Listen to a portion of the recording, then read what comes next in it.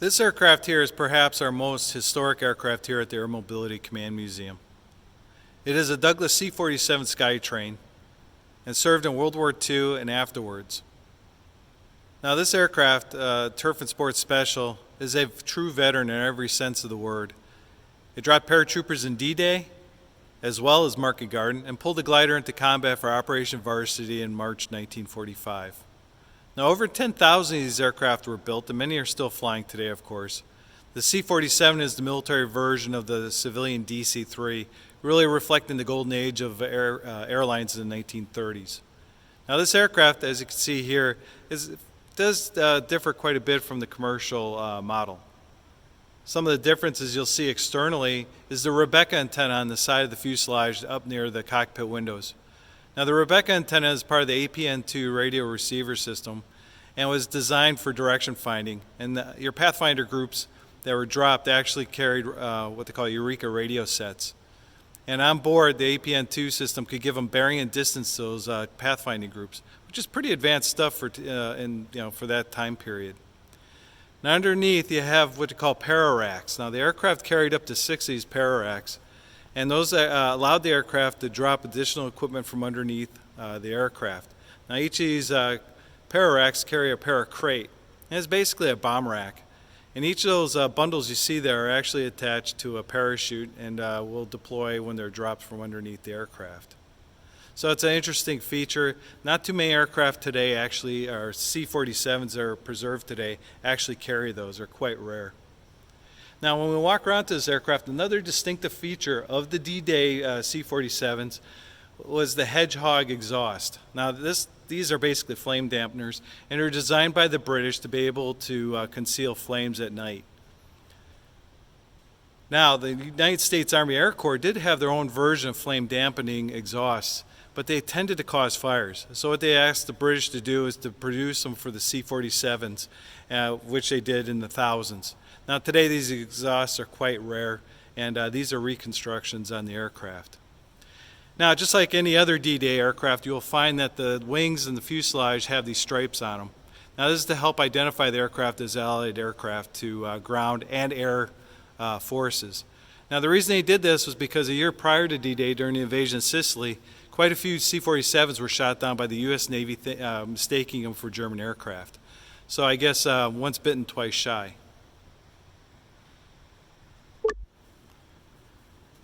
Now at the back of the aircraft, you can see how the stripes on the wing and fuselage are shown. Now the aircraft itself is unpressurized, only goes maybe a maximum of about 200 miles an hour, and is powered by a pair of Pratt & Whitney 1830 radial engines. Now you can see here that we actually have the lit formation lights on the wings and the top of the fuselage. And when they did that drop on D-Day, that's pretty much all the other aircraft could see were those formation lights.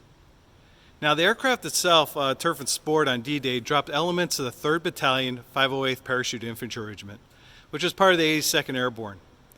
Now on that drop, it was pretty uneventful. The plane did not get hit. It did get hit the next day on June 7th.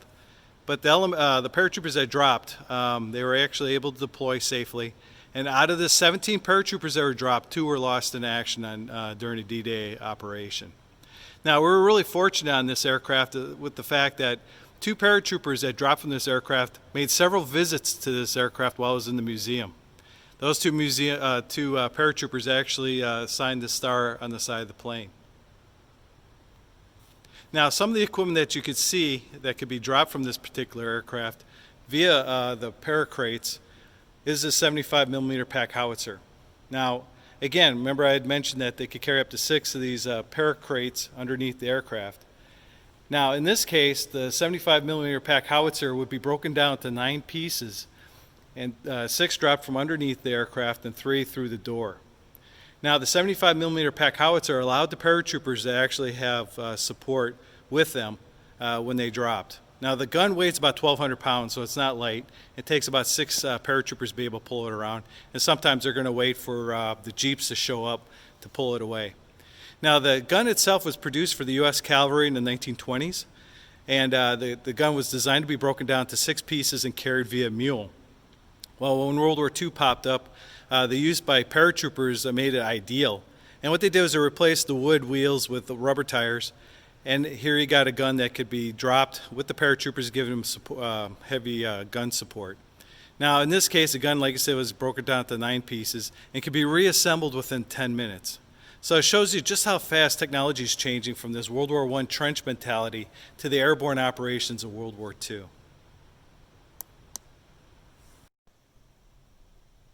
Now, this is the interior of Turf and Sports Special. And it's typical of your World War II troop-carrying C-47s. The aircraft itself could carry up to 28 fully loaded troops or 12 stretchers. The plane's unpressurized and it looks pretty bare, as you can see. Now, the seats on either side are made of aluminum, of course, and they can be folded down so you can carry larger pieces of cargo or even a Jeep or a trailer. And those are loaded from the side of the aircraft. Again, all these aircraft, most of your World War II transports were just converted airliners, so they made do with what they had. And the C-47 is no different. Now, on the windows, you can see that there are rifle ports with their plugs in place, and those rifle ports are there to allow troops to defend themselves in the air with their rifles. But that's more likely a morale thing than anything else, because they're more likely to hit your wing. Here on the left, you can see the jump panel with your jump lights to the bottom left there. And that panel allows the jump master to actually drop the para bundles from underneath the aircraft. As you can see, it's all set up and ready to go. Now we're going to move up to the front here, and you can see the litter up on the right to show you how the litters are mounted on the aircraft. And I'm sorry for the bouncing camera. Now up ahead here, you got your 4 crew positions. You got the pilot and co-pilot up in the cockpit. To the left you have the navigator, and to the right you have the radio operator. So we'll move up here and show you what that looks like. Of course, you can see how bulky the radio equipment is. On the left here you have the navigator's position. To the lower left you have the drift meter right there. You also have the G meter for navigation. And then you have the Rebecca APN2 radio receiver. Let's see if I can get a little bit better angle. There we go. And that's used to help track ground signals, like for example your Pathfinder crews with their Eureka radio sets. And again, the information gave them bearing and distance, so it's pretty advanced for World War II.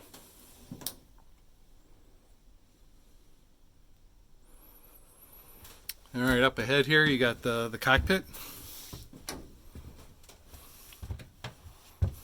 And this cockpit's pretty small. I mean, for such a big airplane, for anybody that's been in a DC-3 or a C-47 cockpit, you'll find that it's pretty cramped. That windshield's pretty close to your face. Now, you'll see the baby booties to your left here.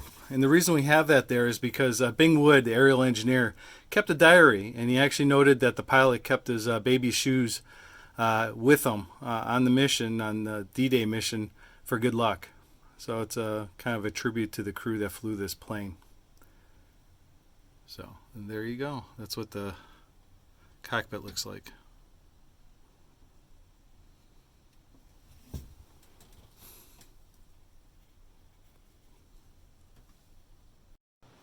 Now, one thing you don't see very often is the tow rope attachment mechanism, or the release mechanism that's on the back of a C-47. Most of these on any C-47 today, you'll see them, it's been removed. And this one's been installed. I'll kind of show you a little bit of a close-up of it. Now, the tow rope is quite long, and it's attached to this plug. Now, of course, on the plug you have this clamp, and inside there's a manual release lever that allows you to close it and open it up, which is underneath here. Now, the aircrew in flight can disconnect that from the cockpit on return. So what they're going to do is when the glider releases on their end, they're going to bring the rope back and fly over the airfield and drop it over a grassed area so they can retrieve the rope. So something you just don't see very often. Now, this is the outside of the aircraft. Gives you a little bit of view of the museum as well. Gives you a good overall view of the aircraft itself. Now, Turf and Sports Special came to the museum in 1986 as a complete wreck. The aircraft itself is actually flown in via CH-54 Atari helicopters out of Pennsylvania. Now, the plane was extensively restored in the 1990s and then finished up with the interior about within the last 10 years or so. So we're really lucky and very fortunate to have a combat veteran that's here with us today, still with us. Anyways, I hope you enjoyed the tour, and thank you.